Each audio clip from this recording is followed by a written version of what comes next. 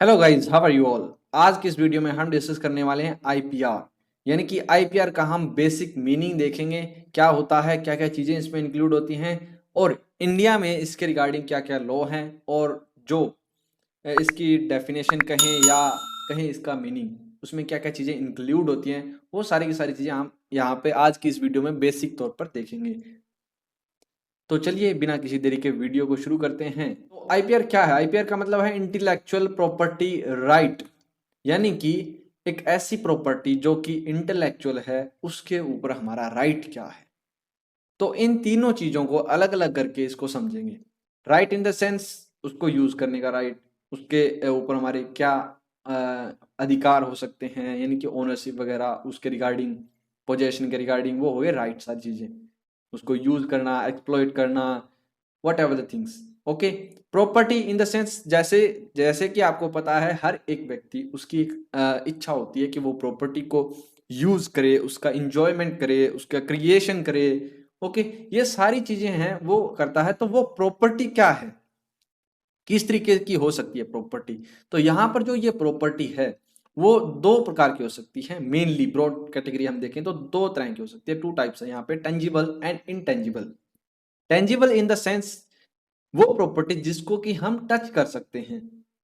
For example, जैसे कि car है, जैसे कि हमारे हाथ में मोबाइल है, घर है, कोई जमीन है, लैंड है, ये सारी चीजें होंगी टेंजिबल। और intangible property in the sense कि मान लीजिए कोई सॉफ्टवेयर है, इंटेंजिबल है। हमारा कोई ऐसा राइट है किसी प्रॉपर्टी के अंदर, जैसे कि कॉपीराइट है, वो एक प्रॉपर्टी है हमारी, लेकिन वो टेंजिबल नहीं है, उसको हम छू नहीं सकते। ओके। तो ये तो था टेंजिबल और इनटेंजिबल। अब टेंजिबल आगे फर्दर दो भाग में फिर से डिवाइड है, मूवेबल और इमूवेबल। ये जनरली आपको पता है वैसे भी। मूवेबल इन द सेंस जिसको हम इधर उधर लेके जा सकते हैं वो मूवेबल होगी, और इमूवेबल जो कि एक जगह पे स्थिर है, यानी कि लैंड के साथ में जो अटैच है, वो हो गई इमूवेबल प्रॉपर्टी। अब टेंजिबल को अगर हम थोड़ा सा और डिफाइन आगे करें तो इसमें क्या होता है कि इंटेलेक्चुअल प्रॉपर्टी आती है, जिसको हम यहाँ पे आज डिस्कस करने वाले हैं। Intellectual property in the sense, property हमने देख लिया, इंटेलेक्चुअल का क्या मतलब होता है?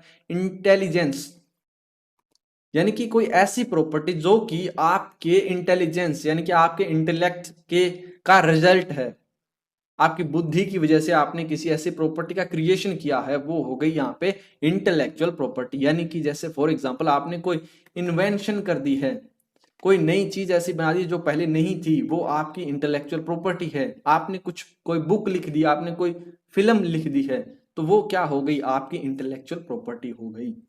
हाँ, ये एक ऐसी प्रॉपर्टी होनी चाहिए जो कि नहीं है, किसी को कॉपी नहीं करना, यानी कि पहले वो चीज है वो एग्जिस्ट नहीं होनी चाहिए। तो वो है यहाँ पे इंटेलेक्चुअल प्रॉपर्टी आपकी। ओके। अब इसके रिगार्डिंग जो भी राइट होंगे वो होंगे इंटेलेक्चुअल प्रॉपर्टी राइट्स। ओके। अब हम इंटेलेक्चुअल प्रॉपर्टी में क्या क्या चीजें इंक्लूड कर सकते हैं, कुछ एक एग्जांपल हैं, जबकि इससे भी बहुत सारी चीजें ज्यादा इसमें इंक्लूड की जा सकती हैं। जैसे कि लिटरेरी और कोई आर्टिस्टिक वर्क है, यानी कि बुक्स वगैरह हैं, या कोई सॉन्ग है, या कोई म्यूजिक है, कंपोजिशन जैसे होती है, तो वो सारी चीजें। इन्वेंशन हो गई है किसी भी तरह का, कोई इंडस्ट्रियल डिजाइन है, कोई मशीन्स वगैरह का, कोई सिंबल लाइक द लोगो, कोई डिजाइन, वो सारी चीजें इसमें आ जाएंगी आईपी में, यानी कि इंटेलेक्चुअल प्रॉपर्टी में। अब अगर हम बात करें इंटेलेक्चुअल प्रॉपर्टी की डेफिनेशन की, तो डेफिनेशन को देखने से पहले हमें एक ये जो वर्ड है WIPO, इसको समझना जरूरी है। WIPO मतलब वर्ल्ड इंटेलेक्चुअल प्रॉपर्टी ऑर्गेनाइजेशन। ये एक कन्वेंशन हुई थी, उसके बाद में इस संस्था को यहाँ पे इस्टेब्लिश किया गया था। तो ये कब साइन की गई थी? ये स्टॉकहोम में साइन की गई थी 14 जुलाई 1967 में।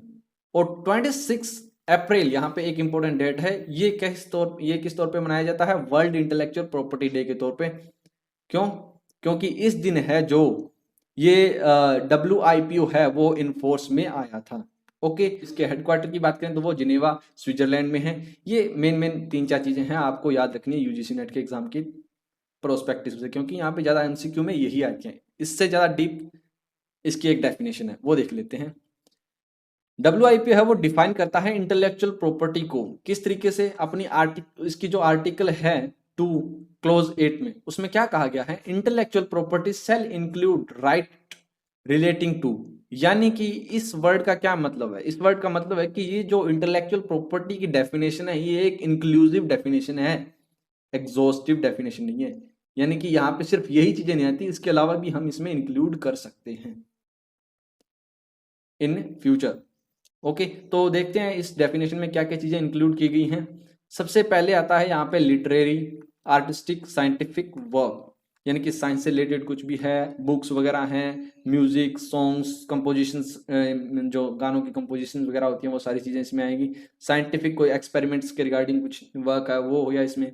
उसके अलावा performance of performing artistic, phonography और ब्रॉडकास्टिंग, जैसे टीवी चैनल, सीरियल्स वगैरह हैं इसके रिगार्डिंग कोई है, या कोई आर्टिस्ट है उसकी कोई मूवी, नाटक या कोई शो है उसकी परफॉर्मेंस के रिगार्डिंग कोई राइट्स हैं, वो उसकी इंटेलेक्चुअल प्रॉपर्टी होगी। इन्वेंशन, सभी फील्ड में जहां पर एक ह्यूमन इंडेवर इन्वॉल्व है वो इन्वेंशन होगी उसमें। साइंटिफिक कोई डिस्कवरीज हैं, इंडस्ट्रियल डिजाइन है, ट्रेडमार्क, किसी भी इंडस्ट्री का कोई ट्रेडमार्क है जिसकी वजह से उसकी एक पहचान बनी हुई है। फॉर एग्जांपल हम बड़े बड़े ब्रांड्स का नाम ले सकते हैं, आप जानते ही होंगे very well, Puma, Adidas, Gucci, इनके एक एक सिंबल होता है जिसको हम जानते हैं, वो ट्रेडमार्क हो गया। सर्विस मार्क होगा किसी का, कॉमर्शियल नेम है किसी भी कंपनी का, वो उसका डेजिग्नेशन है किसी का, ये सारी चीज़ें यहाँ पे इंटेलेक्चुअल प्रॉपर्टी में इंक्लूड होती हैं। प्रोटेक्शन अगेन अनफेयर कंपटीशन,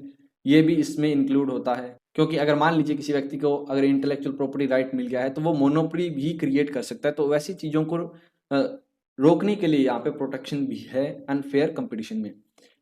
और इसके अलावा इसमें क्या इंक्लूड किया गया है? All other rights resulting from intellectual activities in the industry, scientific, literary and artistic field, इन सभी फील्ड में किसी भी तरह का कोई भी इंटेलेक्चुअल एक्टिविटी है जिससे कुछ भी आप बना रहे हैं तो वो भी यहाँ पे इसमें इंक्लूड होगा। तो ये थे एक इंटेलेक्चुअल प्रॉपर्टी का मीनिंग क्या होता है, कंसेप्ट। आई थिंक आप सभी को समझ में आ गया होगा। अब बात करते हैं कि इंडिया में जो है इंटेलेक्चुअल प्रॉपर्टी राइट के रिगार्डिंग क्या क्या लेजिस्लेशन, क्या क्या लॉ हैं जो बनाए गए हैं। ये कुछ मेनली हमने यहाँ पे लिस्ट है वो तैयार की है, जो कि एग्जाम पॉइंट ऑफ व्यू से बहुत ज़्यादा इंपॉर्टेंट है कि आपको कोई भी एक्ट है उसका ईयर है वो याद होना चाहिए। कभी भी है जो एग्जाम में इसके रिगार्डिंग एक क्वेश्चन पूछा जा सकता है कि इनको क्रोनोलॉजिकल ऑर्डर में सेट कीजिए। हालांकि ये एक बार प्रीवियस ईयर में आ चुके हैं, वो क्वेश्चन भी हम यहाँ पे डिस्कस करेंगे।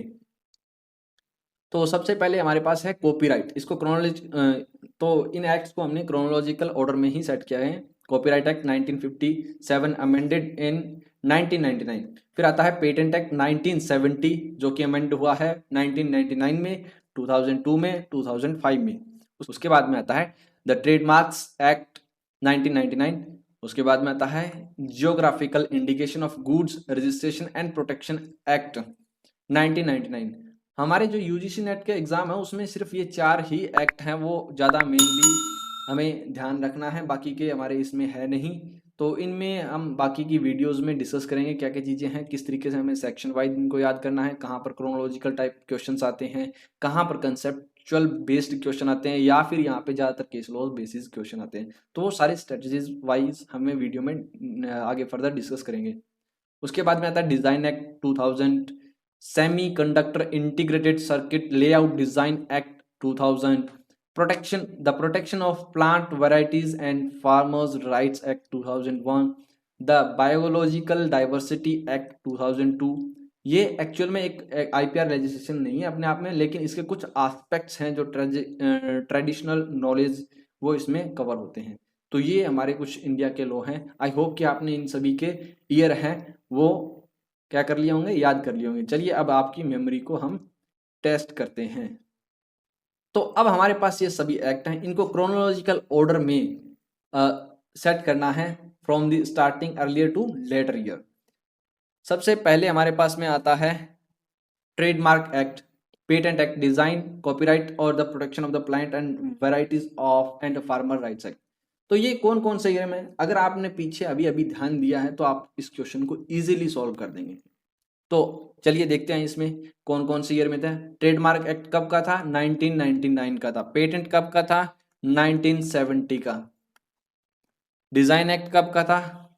2000 का। और कॉपीराइट एक्ट जो कि सबसे ओल्ड है 1957 का। और जो protection of plant varieties and farmer rights है वो कब का है 2001 का। तो यहाँ पर क्रोनोलॉजिकल ऑर्डर में क्या आएगा डी, उसके बाद में कौन सा आता है बी, और देन आएगा इसमें ए, एंड देन सी और ई। तो ये कौन से ऑप्शन में यहाँ पर हमें देखने को मिलेगा, ये मिलता है देखने को ऑप्शन नंबर 3 में। तो इसका राइट आंसर है वो क्या होगा ऑप्शन नंबर 3। और ये कब आया है 2022 में अक्टूबर में जो एग्जाम हुआ था उसमें ये क्वेश्चन पूछा गया था। तो इस पर्सपेक्टिव से हमें ये क्वेश्चन है जो ये जो ईयर हैं हर एक एक्ट के वो भी हमें याद रखने हैं। तो आई होप कि आपको ये वीडियो है जो अच्छी लगी होगी। अगर आपको ये वीडियो अच्छी लगी है तो इसे लाइक करें, इस चैनल को सब्सक्राइब कर लें और अपने दोस्तों के साथ में शेयर करना ना भूलें ताकि यूजीसी नेट एग्जाम की जो तैयारी है जो प्रिपरेशन है वो अच्छे से हो सके। Okay guys, thank you for watching this video. Keep learning, keep growing.